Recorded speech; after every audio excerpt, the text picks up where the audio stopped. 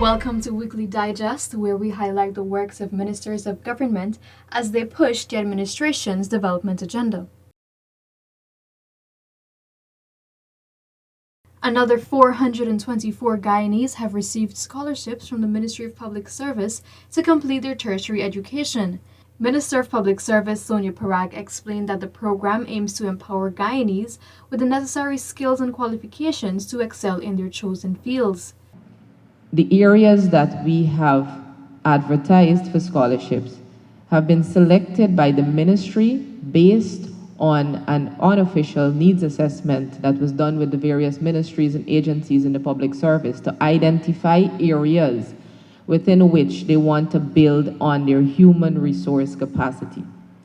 One of the mandates of the Ministry of Public Service is to provide the human resource capacity for the public sector.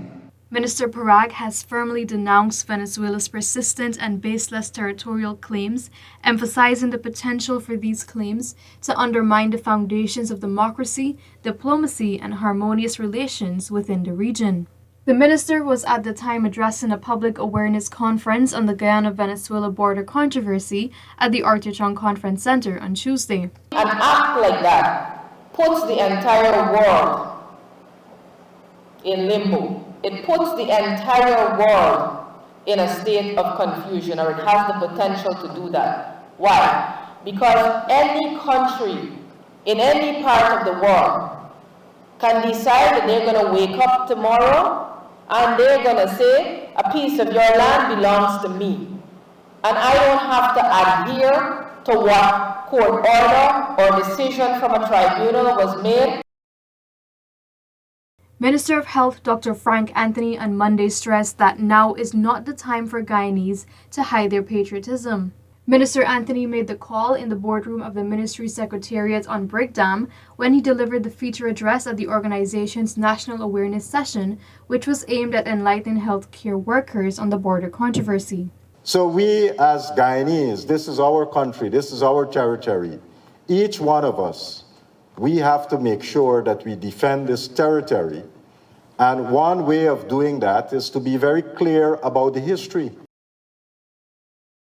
The Ministry of Labor has effectively utilized 91% of its budgetary allocation to address the labor shortage in 2023 through capital programs, policy development, and administration. 79% of the expenditure focused on capital programs, prioritizing the construction and renovation of facilities. The remaining capital programs are expected to be completed before the first quarter of next year. The capital side, we are at 36%, and that is so because we have the projects, which is the capital projects happening, and that will end up being rollover projects because the construction, some are to finish in January and some are to finish in February.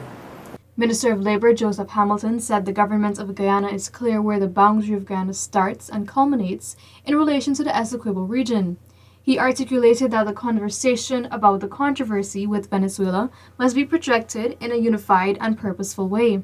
Venezuela as a controversy, not with us so much, but with the procedure. And that is the issue. Our position as articulated is we want peace with all our neighbors. We want the Caribbean to continue to be a zone of peace. And that is the reason why the government of Guyana, we have proceeded to deal with this matter via the rule of law. We are proceeding as a peaceful country operates. We are proceeding as a country who recognize, as they say somewhere, this also shall pass.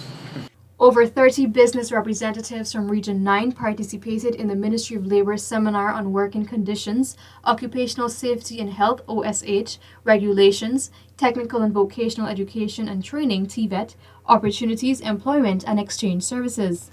As business people, you have to ensure that your workers and yourself work in a safe environment. So if the environment is unsafe, it is not only detrimental to the employees, it's also detrimental to the employer, because the employer will be in the same building. And how you deal with that is fundamental to the survival of businesses. The Ministry of Labour continues to execute rigorous training programs to empower persons to efficiently conduct safety and health inspections on floating production, storage and offloading FPSO vessels offshore Guyana. We have done some additional training to develop other people, and now we have moved from 1 to 4. So that's a plus. Minister of Home Affairs Robeson Ben on Sunday highlighted the importance of unity and collaboration in upholding the nation's sovereignty. He made these remarks at a public show of solidarity held in Kingston, Georgetown. The event was organized by Guyanese Venezuelans living here to assert Guyana's territorial integrity, which includes the region of Essequibo. He reassured attendees that Venezuelans living in Guyana will continue to be treated with respect and dignity, and that they are entitled to state protection. We view Venezuelans as our brothers and cousins. We, as a country, have always welcomed persons who are in distress. We have no reason to want to fight Venezuelans or even to disrespect Venezuelans. We are happy having a country with a low population, to have people who will come to Guyana to work, to increase our population, to help us develop Guyana together. Minister within the Ministry of Local Government Anand Prasad has urged that Guyanese remain vigilant and disregard any attempts to cause fear and apprehension amid the ongoing border controversy between Guyana and Venezuela. Speaking at an awareness session hosted in the ministry's compound on Monday, the minister emphasized that the government will continue to engage with the people to reassure them that every effort is being made to protect the country's sovereignty and territorial integrity. I just came back from Essequibo. Some people are scared with what they're seeing on Facebook. But all, or probably most of it, what they're seeing on Facebook, posted by others, are not factual. Villagers of Mako Mako Central Rupununi Region 9 will now meet and host activities in a comfortable and spacious environment following the commissioning of a meeting hall, which incorporates an indigenous banab and modern architecture constructed by the villagers themselves. I never expected this morning to come here to Mako Mako to commission such an awesome meeting hall. A meeting hall that did not roll over into years to complete. A structure that is modern but still has the appeal of an indigenous banab. Rupununi's vast savannas and its nature-based tourism products have the potential to position Guyana as a powerhouse in the tourism industry, thereby growing other sectors in the region and creating additional opportunities. This is according to Minister of Amerindian Affairs Pauline Sukai, who delivered the feature address at the opening of the 21st Rupununi Business and Investment Expo over the weekend at Tabatinga Sports Complex. Sukai, who delivered the feature address at the opening of the 21st Rupununi GRDB Laboratory at the Bon Intention S. Delivering the feature address at the ceremony, Mustafa, who noted the feature address at the opening product. This year again we have at the Bon Intention, bring the feature address at the certain. But more importantly, feature address at the open. That showed the Guyana Rice Development Board GRDB Laboratory at the Bon Intention, East Coast Demerara, was on Wednesday recertified by the Guyana National Bureau of Standards (GNBS). Delivering the feature address at the certification ceremony was Minister of Agriculture Zulfikar Mustafa, who noted that the lab will play a significant role in the development of the crop that contributes extensively to the country's gross domestic product. This year again we have seen, or we will be seeing at the end of this period, we will be seeing an increase in production from last year's production, but more importantly, we will be seeing that we will be achieving the targets that were set in our budget. That show that this institutions, especially labs in GRDB, are playing a very important role, because we know for a fact that without lab and testing and experimenting, we would not have good yield.